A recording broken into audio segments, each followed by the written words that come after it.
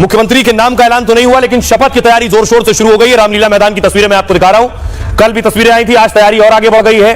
Tent लग रहे हैं, कुर्सियां पहुंच चुकी हैं, सोफा पहुंच चुका है, सौंदर्यीकरण हो रहा है, कौन कौन आना है, लिस्ट तैयार हो रही है। ये आप देख रहे हैं, यही रामलीला मैदान में ही शपथ होनी है। लेकिन एक दिलचस्प बात आपको बताऊं, केजरीवाल चुनाव से पहले झुग्गी वालों के पास गए थे, झुग्गी बस्ती में गए थे। केजरीवाल को लगता था उनका बड़ा वोट बैंक है, तो बीजेपी अपने शपथ में झुग्गी बस्ती वालों को भी बुला रही है। देखिए जरा शपथ में कौन कौन आने वाला है, और शपथ का मुहूर्त भी बदल दिया गया है। शपथ ग्रहण का समय दरअसल बदल गया है और मुख्यमंत्री रामलीला मैदान में शपथ लेंगे। शपथ समारोह 4:30 बजे पहले होना था, अब खबर है कि सुबह 11 बजे होगा। बीजेपी अपने सभी कार्यक्रमों में मुहूर्त का खास ख्याल रखती है। संभव है कि इसी वजह से शपथ ग्रहण समारोह का वक्त बदला गया है। टॉप नेताओं की उपलब्धता भी दूसरी वजह हो सकती है।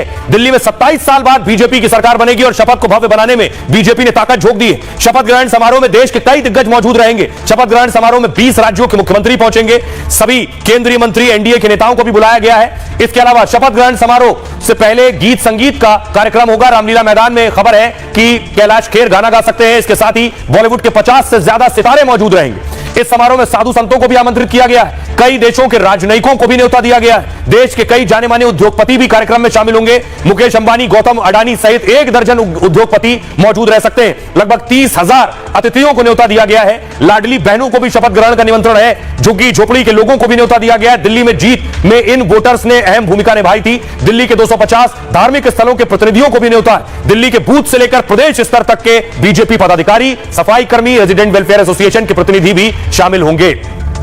आज बीजेपी की कई बैठकें भी हुई हैं। सुनिए सियासतदान क्या कह रहे हैं। और हमें इस बात की भी खुशी है कि हम अगली अपनी आने वाली जनरेशन के लिए एक अच्छी दिल्ली दे पाएंगे।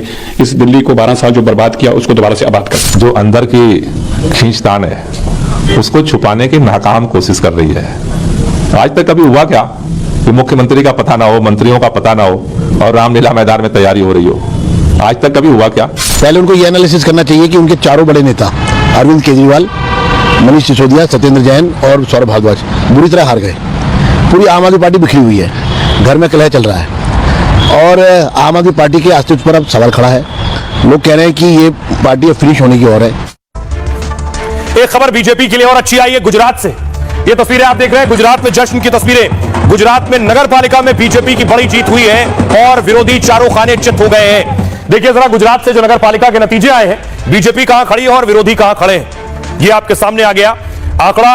बीजेपी 60 नगर पालिका जीती है, कांग्रेस 1, सपा 2 और आम आदमी पार्टी 0। गुजरात में एक बार फिर ट्रिपल इंजन की सरकार हो गई। गुजरात की नगर पालिका चुनाव में भी कमल खिला है। 66 नगर पालिकाओं में से 60 बीजेपी ने जीती। कांग्रेस किसी तरह यहां खाता खोल सकी। समाजवादी पार्टी को 2 सीटों पर जीत मिली है। 3 नगर पालिकाओं में टाई की स्थिति रही है। 1 नगर पालिका में किसी को बहुमत नहीं मिला है। स्थानीय निकाय चुनाव में बीजेपी ने 1403 सीटें जीती, कांग्रेस ने 260 और आम आदमी पार्टी ने 28 सीटें जीती है। समाजवादी पार्टी ने 34, बीएसपी ने 19 सीटें। देवभूमि द्वारका में आम आदमी पार्टी ने जीत हासिल की है। बीजेपी कांग्रेस में कड़ी टक्कर का फायदा आम आदमी पार्टी को मिला है। यहां पर आइए खबरों में आगे बढ़ते हैं और अब बात करते हैं आज की एक और बड़ी खबर की। यूट्यूबर रणबीर अलावदिया का मामला आज देश की सबसे बड़ी अदालत सुप्रीम कोर्ट पहुंचा था।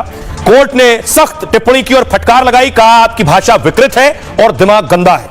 यानी क्योंकि देश के अलग अलग राज्यों में रणबीर के खिलाफ याचिकाएं लगाई गई है, एफआईआर की गई है। इस मामले में रणबीर पहुंचे थे सुप्रीम कोर्ट। तो देखिए सुप्रीम कोर्ट ने आज इस सुनवाई में क्या कहा है और उनके ऊपर क्या कुछ उन्हें रियायत दी गई है और कौन सी मुश्किल उनके लिए बढ़ गई है।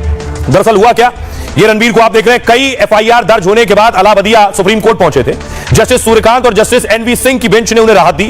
कोर्ट ने कोई और एफआईआर नहीं दर्ज करने को भी कहा है। पिछले दिनों सुप्रीम कोर्ट ने अर्जी पर सुनवाई से इनकार कर दिया था। अलावदिया की अर्जी की लिस्टिंग के आदेश दिए थे।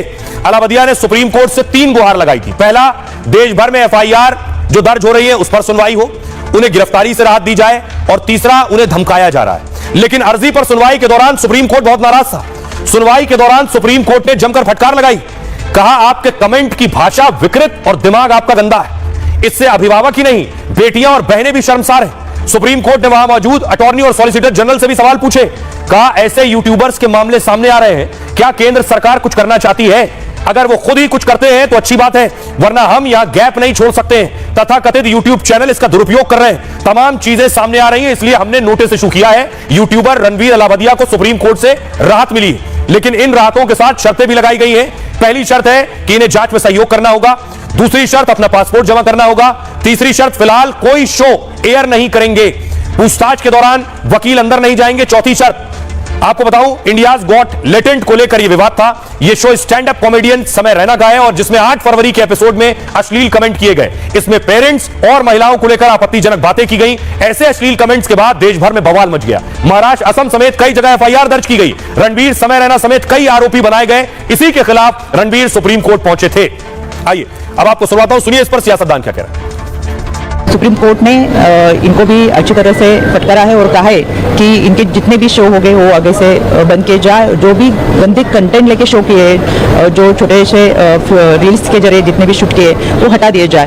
और पूरी की पूरी गंदगी इनके दिमाग में है, इसीलिए ऐसी गंदी बातें माता पिता के बारे में ये लोग कर रहे हैं। तो पुलिस जो भी जानकारी इनकी तरफ से चाहिए वो जानकारी पुलिस को दी जाए और पूरा सहयोग ये लोग पुलिस को करें। जो आदरणीय सुप्रीम कोर्ट ने कहा बिल्कुल सही कहा है। उन्होंने क्वेश्चन किया है the extent of obscenity and the extent of vulgarity. कोई नहीं चाहता है कि एक व्यक्ति को टारगेट करे, लेकिन एक मिसाल बनने के लिए कानून का खौफ बहुत जरूरी है। और यहाँ freedom of expression is freedom of encroachment, और वो इंक्रोचमेंट